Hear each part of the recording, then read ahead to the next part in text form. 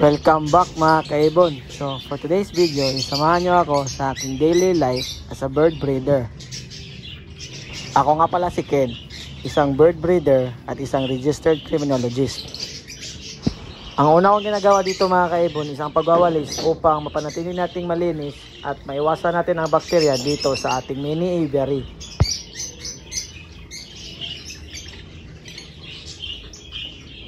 So ayan mga kaibon, nagwawalis lang tayo dito hanggang sa matapos ito.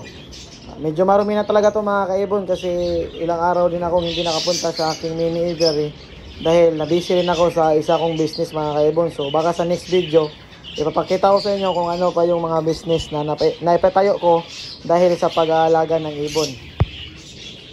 Pasensya na rin pala mga kaibon kasi umabot pa ng ilang taon bago tayo nakapag-upload ulit dito sa ating channel. Kasi nga mga kaibon is nagre-review po ako noon at nag-focus po ako sa aking priority para makapasa sa board exam. And luckily mga kaibon, tayo po ay isang ganap na registered criminologist, kaya masasabi ko na worth it lang din ang aking pagtigil muna pansamantala sa aking YouTube channel. So ngayon mga kaibon, dahil isa na tayong registered criminologist, so naisipan kong bumalik at mag-upload ulit para mai-share ko sa inyo mga kaibon kung ano yung mga tips and guidelines na kailangan nyo para sa pag-aalaga ng ibon.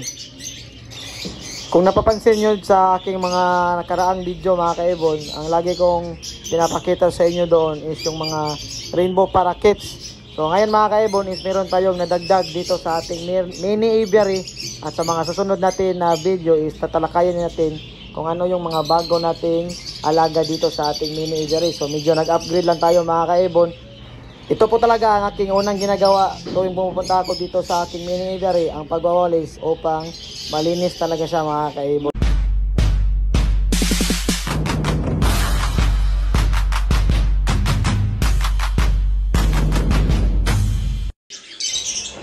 So sa part na to mga kaibon, tapos na tayong magwalis dito sa ating mini aviary.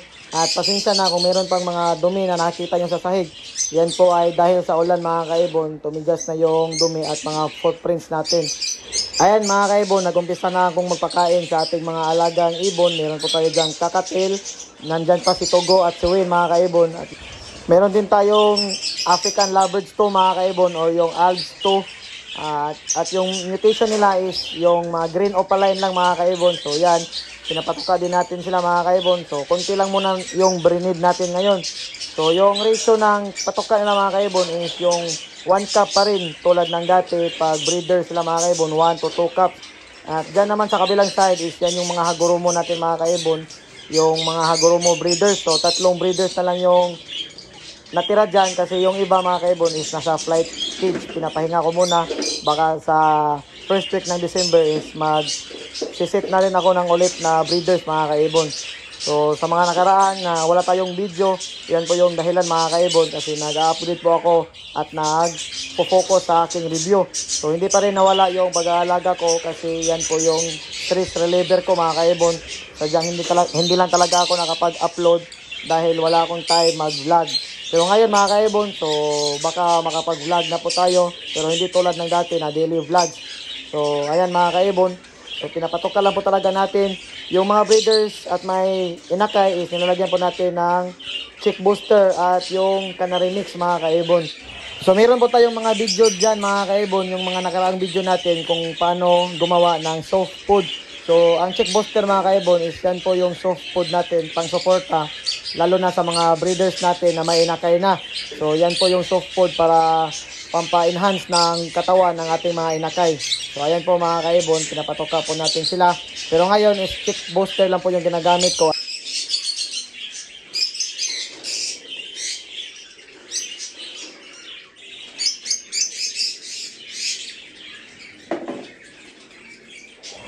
Dito naman sa taas mga kaibon, yan po yung flight cage ko. Yan yung nursery cage ng aking mga young na Hagurumo.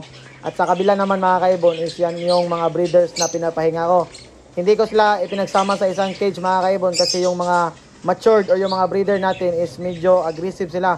At baka mapatay nila yung mga young natin. So yan yung rason kung bakit hinihiwalay natin sila mga kaibon. Ito naman mga kaibon is ito yung flight cage natin sa ating mga African lovebirds. At kung gusto nyo malaman mga kaibon kung paano at kung magkano ang gastos natin sa paggawa ng flight cage na ito is meron mo tayong video dyan mga kaibon. So pwede nyo panoorin para malaman nyo yung paggawa at gastos natin sa ating flight cage. So dito sa taas mga kaibon is ito yung colony breeding cage natin sa mga rainbow mga kaibon. So ayan. So minsan mga kaibon, yung colony natin is ginagawa ko silang foster parents sa ating mga gurumo, lalo na pag yung gusto natin yung mass production mga kaibon. So gumagamit po tayo ng foster mga kaibon. So sa part na to mga kaibon, sinecheck ko yung situation ng ating mga inakay. So ayan, lagi ko talaga silang sinecheck pag pumunta ako dito mga kaibon para malaman natin kung healthy ba sila, kung wala bang mites, wala bang splayed legs. Ayan mga kaibon, so chinecheck po talaga natin at para malaman po natin yung mga possible gender ng ibon natin. So ayan, so yan po yung ginagawa ko mga kaibon. So sa taas, chinecheck ko din sila kung may patay ba na inakay, kung buhay ba lahat. Ayan, so yan po yung rason mga kaibon sa ating pag-check.